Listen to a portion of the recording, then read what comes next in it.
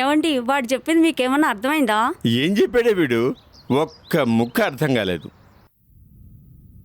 రే, గోడ మీద గడియారం ముళ్ళు తిరుగుతుంది, బయట కాలం పరిగెడుతుంది.